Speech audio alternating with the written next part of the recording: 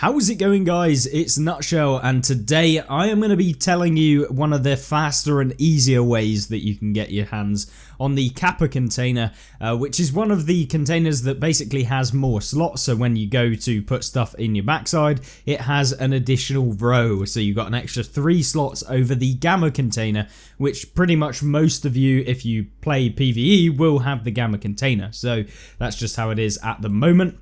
But if you're watching this in the future and you're wondering how you can get yourself Kappa to have the biggest container in the game as it currently stands, then this video will help you out and make it a little bit easier to get there. Now, it's a bit of a weirder video than the normal ones where we showcase gameplay that shows you how you can complete it, but it's more of an overview as to how you can actually get there much quicker. And we're going to start off by talking about a novel resource that I've been using over the last couple of weeks in order to track out where I need to go. So let's pull it up.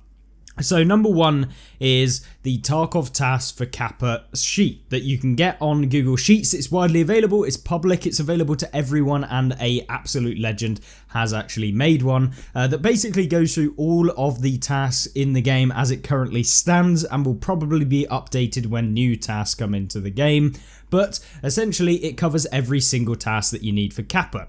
Now, in terms of the ones that you need for Kappa, these are highlighted in blue. The other ones that aren't required for the Kappa container are kind of crossed out with a central line, but they obviously can be completed. The way in which I've been using this spreadsheet is I made a copy that I can then use on my own without kind of affecting anything. And of course you can save it. And if you've got a Google account, you can use this, you can log in, you can do whatever you want to do. But that's kind of what I've been using in order to track out what I need to do next for the Kappa container. And the way in which I do this is by essentially getting a color code as to what I need to do. So for example, when you first start off, you have no task completed. This was what it's going to look like. I'm sure if you're watching this video that you've completed quite a few of the tasks in the game, or at least have made a good start towards completing a lot of the tasks in the game. Well, the color I guess the colors that I've used is green is complete. I've done it, I've finished it, I don't need to do it anymore. And then I've gone for yellow is it's a task that I need to do, but I also have it actually unlocked. Blank is just I haven't actually got the task available to me, I can't complete it just yet. And then orange is I have the task, but it's not a task that I have to do in order to get to Kappa. So orange is yes, you could do it. Yes, it's available to you right now, but it's not required. So I'm not going to do it until I have Kappa itself. Now, this is a very good system, not only because it tells you what you've actually got, and although you do have to go through and update it, the great thing is that if you can't remember where all of the tasks are, how you complete all of the tasks, someone who made the spreadsheet has actually logged all of the and linked it to all of the articles that are available for Kappa itself. So you can see here, we can go on to Chemical Part 3 and it comes up with the Tarkov wiki. It shows you what you need to do and it makes it very quick to actually go through and log all of the tasks that you want to do. Now, this is brilliant and it is probably the best way that I've found to kind of coordinate what I need to do and move through all of the tasks. You can see I have basically done no Ragman tasks, which is why I've still only got in Ragman level 2. It's because of the actual the reputation limit that I have not managed to actually get past, but we'll be moving through a lot of these. It's just because of Interchange, I haven't played a lot of Interchange recently, but as you can see, we're moving through all of the therapist ones, just trying to get through a lot of the key ones, so things like private clinic, requiring all of the healthcare privacies and stuff like that, and then we'll kind of get through all of those. So focusing on a group of them will help you out massively. And of course being able to understand where each of these tasks are located. So if there's a ton on shoreline, then you can stack up tasks and do them all in one go, which is what I've been doing in the game to kind of make it a lot easier for me to do. So I'll leave a link to this spreadsheet down below, but I wanted to talk about how you can use it in your own kind of play style and how you'll know which ones to actually do, because although you've marked on all of the ones in here that are yellow that show you the ones that you need to complete or whatever, if you do it yourself, you don't have to do this, but this is what I did. It's definitely helped me out with organizing which ones I need to do and picking the tasks that actually need to get done in the game, because it's not the easiest and well thought out within the actual game system as to, I want to complete Kappa, which ones do I need to do and which don't I? This really does help out. So if we jump back to the actual game now, what I do is when I come to, once I've looked at my spreadsheet, I'll have it on my second monitor. If you haven't got it on your second monitor, you can always just flick between them. It just makes it a little bit easier.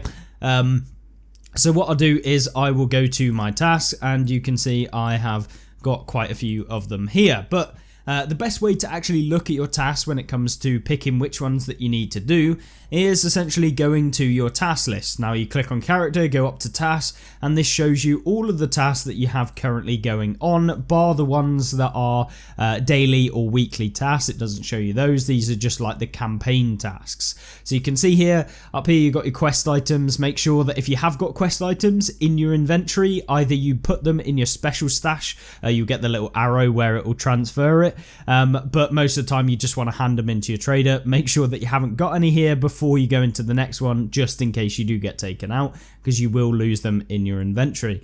But in terms of kind of lopping all of them together, you can see I have a ton of streets tasks. Now, I don't know how I've still got the door, because I completed this yesterday, and I actually have the next task for mechanic for, I believe, reserve. So I don't quite know how that works, but apparently we've got it back. Maybe it's a repeat one that you can constantly keep doing. I'm not entirely sure, but for some reason I've got it back. You can see here we've installed the Wi-Fi camera.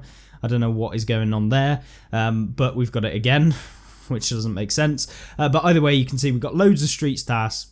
And so what I do is I will select, have a look at my spreadsheet that tells me all of my tasks for Kappa, and then I will essentially pick the multiple tasks that are required for Kappa on that spreadsheet that I have unlocked and that I've got on here, and then I will check where those locations are on the map based on where they need to be completed. If it's a search and retrieve an item that you have to extract from raid, I'll make sure to note that down, or think of it in my brain. And then when it comes to the next task, so we look down here, it might be mark a load of things on streets, and then I'll be like, okay, cool, I need to mark these things. Are they close to where I need to do my other task? If they are, perfect, those two can be joined together and I can do them both in the same one.